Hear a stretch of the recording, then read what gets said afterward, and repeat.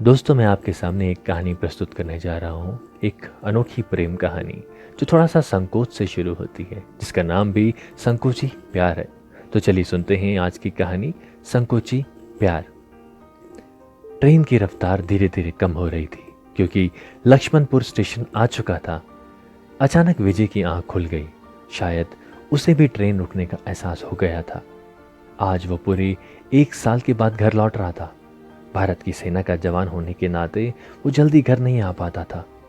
आज वो घर लौट रहा था क्योंकि आज उसकी छोटी बहन नीता की शादी जो थी। अपने ही ख्यालों में खोया था विजय। बहन की शादी को लेकर उसने जो जो सपने संजोए थे, उनके पूरा होने का समय आ चुका था। Excuse me. सहसा उसके कानों में एक खनकती हुई आवाज जैसे उसके दिल में उतर गई हो। उसने नजर उठाकर देखा तो एक बहुत ही खूबसूरत सी लड़की नीले सूट में दुपट्टे को मफलर की तरह सर पे लपेटे हुए हाथ में एक सूटकेस लिए उसके सामने वाली सीट पर आकर बैठती है। विजय रह रहकर उसे चोर निगाहों से देख लिया करता था क्योंकि सामने बैठी लड़की थी ही बहुत खूबसूरत। एक अजीब सा आकर्षण था उसके नैन नक्श में।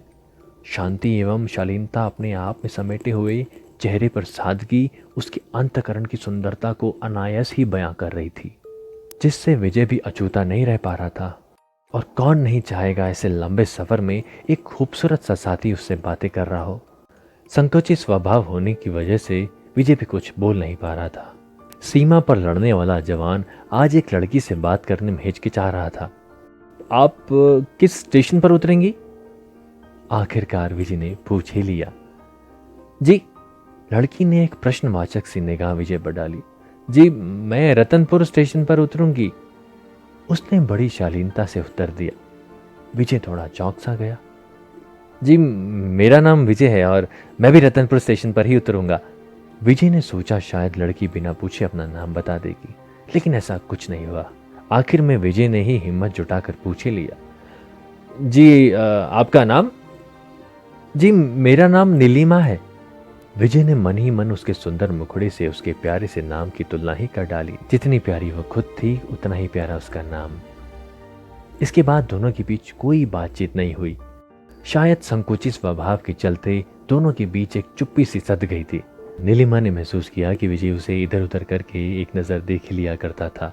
नीलिमा नजरें बचा रही थी। विजय चाहकर भी नीलिमा से कुछ पूछ नहीं पाया कि वो लक्ष्मणपुर से रतनपुर कहाँ और किसके लिए जा रही है। नीलिमा भी विजय के आकर्षक व्यक्तित्व को चुपचाप एक नजर देख लिया करती थी। विजय की छवि भी कुछ कम नहीं थी। गेहुआ रंग, उस पर हल्के लेकिन रौबीले मूछे, लंबा कद जो एक फौजी जवान की छवि को पूर्णतया दर्शा रहा था। उसकी छवि कहीं ना कहीं नीलिमा के दिल में भी घर कर गई थी। वो समय भी आ गया जब दोनों की मंजिलें सामने थी। दोनों ने अपना अपना सामान संभाला और ट्रेन से उतरने लगे। विजय ने नीलिमा का सामान उतारने में पूरी मदद की। जी, धन्यवाद, कहकर नीलिमा एक फोन बूथ की तरफ बढ़ गई। विजय यूं ही उसे अपलक निहारता रहा। बाबूजी, कहाँ जाना है? अचानक उसके कानों में एक कड़क आवाज टकराई। देखा तो टैक्सी वाला सामने खड़ा था। जी भाई, रतनपुर गांव चलोगे? और विजय टैक्सी में बैठ गया। आज विजय खुद में एक बदलाव महसूस कर रहा था जो आज के पहले उसे कभी नहीं हुआ था। वो अपने ही उधेड़बुन में यूं ही लगा रहा। बाबूजी, बाबूजी, रतनपुर गांव आ गया। अचानक उसकी भाव भंगिमा ड्राइवर ने भंग कर दी। कब उसका अपना घर आ गया उसे पता भी नहीं चला। उसके माता पिता सामने आरती लिए खड़े थे। झुककर उसने माँ और बाबूजी के पैर छुए और प्यारी सी नीता को गले लगाया। जैसे ही पूरा परिवार दरवाजे से अंदर जाने को हुआ, तभी वहां एक टैक्सी और आकर रुकी। टैक्सी से उतरने वाले को देख विजय हतप्रभ रह गया क्योंकि वो नीलिमा थी। तभी नीता दौड़ती हुई नीलिमा की तरफ बढ़ी और उसे कस के गले लगा लिया। नीलिमा की बच्ची, तुझे मैंने 2 दिन पहले आने को कहा था और तू आज आ रही है। सॉरी सॉरी, अब आ गई हो ना तो जी भरकर शिकायत कर लेना। नीलिमा, ये है मेरे भैया विजय प्रताप, जो देश के फौजी जवान हैं। नीता ने विजय का परिचय नीलिमा से करवाया।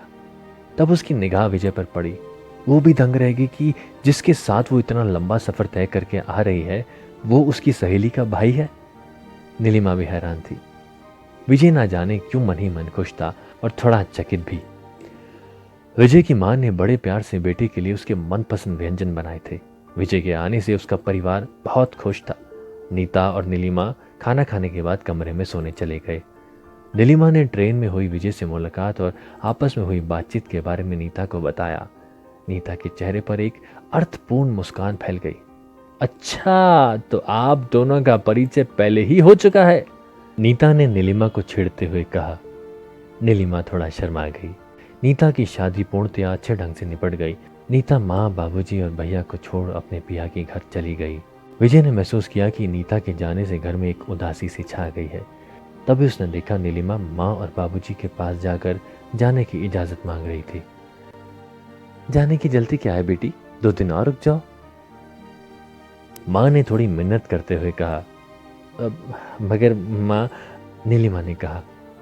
अगर मगर कुछ नहीं बेटी, बाबूजी ने अपनी बातों पर जोर देते हुए कहा। नीलिमा माँ एवं बाबूजी को दुखी नहीं करना चाहती थी। विजय की आंखों में भी एक चमक सी आ गई। वो भी चाहता था कि नीलिमा रुक जाए। नीलिमा बिन माँ बाप की थी, जिसे उसके मामा मामी ने पाला था। नीलिमा जब छोटी थी तभी उसके माता पिता की किसी हादसे में मौत हो गई थी और उस दिन रात को विजय के पिताजी को भी हार्ट अटैक का दौरा पड़ गया। उन्हें इमरजेंसी में हॉस्पिटल में एडमिट कराना पड़ गया। माहौल गमगीन हो चुका था। नीलिमा ने पूरी रात बाबूजी के बेड के पास बैठे बैठे ही गुजार दी। विजय की माँ भी काफ़ी सदमे में थी। उन्होंने नीलिमा के पास आकर कहा, नीलिमा, कैसे तुम्हारा शुक्रिया अदा करूं बेटी? तुमने जिस तरह हम सबको इस दुख की घड़ी में संभाला है, कोई अपना ही कर सकता है। कैसी बातें करती हो माँ, मैंने हमेशा आपको अपनी माँ और बाबूजी को पिता ही समझा है। ऐसा कहकर मुझे पराया ना करो माँ, कहते हुए माँ के गले लग जाती है। पास खड़ा विजय देख रहा था। जी तो कर रहा था उसका कि नीलिमा को वो हमेशा के लिए रोक ले और कभी ना जाने दे, क्योंकि विजय ने भी नीलिमा की आंखों में अपने लिए छुपी चाहत को महसूस किया था, पर नीलिमा ने कभी दिखाया नहीं। बाबूजी ठीक होकर घर आ गए। नीलिमा को आए हुए आज 4था दिन था। नीलिमा खिड़की के पास बैठकर खेतों की हरियाली को अपलक निहार रही थी। न जाने उसे ऐसा क्यों लग रहा था कि वो इस घर से कहीं ना जाए, हमेशा के लिए यहीं रुक जाए। लेकिन उसे तो जाना था। ये तो उसकी सहेली का घर है। अपने ही ख्यालों में खोई नीलिमा विजय की आने की आहट भी न जान सकी। नीलिमा, विजय की आवाज उसके कानों में पड़ी तो वो सक पकाकर उठ खड़ी हुई। नीलिमा, नीलिमा बैठ जाओ। और वो बैठ गई। नीलिमा, मैं तुमसे कुछ कहना चाहता हूं, विजय ने बड़ी हिम्मत जुटाते हुए कहा। नीलिमा को लगा जैसे उसके दिल के तारों को किसी ने बड़े ही हौले से छू लिया हो। उसने हिरनी जैसी आंखों से विजय की तरफ देखा, जैसे पूछ रही हो, क्या कहना चाहते हो विजय बाबू? विजय कुछ बोल पाता तभी अचानक मां की आवाज सुनाई पड़ी। नीलिमा, नीलिमा। बिना कुछ कहे वो बाहर निकल गई। जी मां, आपने बुलाया? हाँ नीलिमा, देखो देखो, मैं तुम्हारे लिए साड़ी लाई हूं। अगर तुम्हें पसंद हो तो ठीक है, नहीं तो बदल कर दूसरी लाऊंगी। नहीं माँ, साड़ी बहुत अच्छी है, मुझे गुलाबी रंग बहुत पसंद है, नीलिमा ने कहा। तब ठीक है, साड़ी विजय खरीद कर लाया था, मैंने सोचा तुम्हें पसंद आएगी कि नहीं। नीलिमा ने विजय की तरफ देखा और नजरें झुका ली। विजय मुस्कुरा रहा था। माँ ने कहा, नीलिमा, तुम जाते समय यही साड़ी पहनकर जाना। जी माँ, नीलिमा ने सर हिलाकर कहा। जाने को तो वो तैयार थी, लेकिन उसके दिल में प्यार का अंकुर फूट पड़ा था, जो पनपने को बेताब था। लेकिन लाज और शर्म की बेड़ी ने उसके पैरों को जकड़ कर रखा था। वो मन ही मन विजय की तरफ खींचने लगी थी, लेकिन उसे इस बात का डर था कि मुझ गरीब को विजय भला क्यों अपनाएंगे, जो मामा और मामी के रहमो करम पर पली बड़ी थी। क्या था उसके पास? कुछ भी तो नहीं। रात भर वो इसी उधेड़बुन में लगी रही। उसकी आंख कब लग गई उसे भी पता नहीं चला। मगर कहते हैं ना, प्रेम तो वो धारा है जिसने सिर्फ बहना सीखा है, ठहरना नहीं। प्रेम में कौन छोटा कौन बड़ा, कौन अमीर कौन गरीब, ये किसने देखा है प्रेम में? प्रेम की अविरल धारा में तो दो प्रेमी प्रेम की पराकाष्ठा तक पहुंच ही जाते हैं, और यही विजय और नीलिमा के साथ भी हुआ। नीलिमा जाने के लिए तैयार हो रही थी। उसने विजय की लाई हुई गुलाबी साड़ी को पहन लिया था और वो आईने के सामने खड़ी खुद को निहार रही थी। नीलिमा सरलता और सादगी की प्रतिमूर्ति थी और सीरत का एक ऐसा अनोखा संगम शायद ही कहीं देखने को मिले। आज नीलिमा गुलाबी साड़ी में लिपटी हुई उस गुलाब की तरह लग रही थी जो प्रेमी की आंखों में एक चमक और प्यार की सुखद अनुभूति को उत्पन्न कर दे। तभी दरवाजे पर दस्तक हुई। दरवाजे पर विजय खड़ा था। जी अंदर आ जाइए, नीलिमा ने सर झुकाए हुए जवाब दिया। विजय भी उसकी सुंदरता पर दंग रह गया। विजय आज अपने संकोची प्यार पर विजय प्राप्त करना चाहता था। जंग तो उसने कई जीते थे, पर आज अपने पहले प्यार पर पहली जीत हासिल करना चाहता था। विजय ने कहा, नीलिमा, मेरी बात उस दिन अधूरी रह गई थी। जी कहिए। नीलिमा, क्या तुम हमेशा के लिए यहाँ नहीं रुक सकती? नीलिमा का जी तो चाह कह दी कि हाँ विजय बाबू, मैं भी नहीं जाना चाहती, हमेशा के लिए आपकी होकर रहना चाहती हूँ, लेकिन वो ऐसा कह न सकी। नीलिमा की तरफ से कोई जवाब न पाकर विजय घबरा गया। कुछ तो बोलो, इस तरह चुप ना रहो, जवाब दो नीलिमा। नीलिमा कुछ भी निर्णय नहीं ले पा रही थी कि वो विजय को क्या जवाब दे। नीलिमा, मैं तुमसे प्यार करता हूँ और मैंने तुम्हारी आंखों में भी अपने लिए प्यार देखा है। तुम तो उसी दिन से मेरे दिल में उतर गई थी कि जिस दिन मैंने तुम्हें पहली बार देखा था।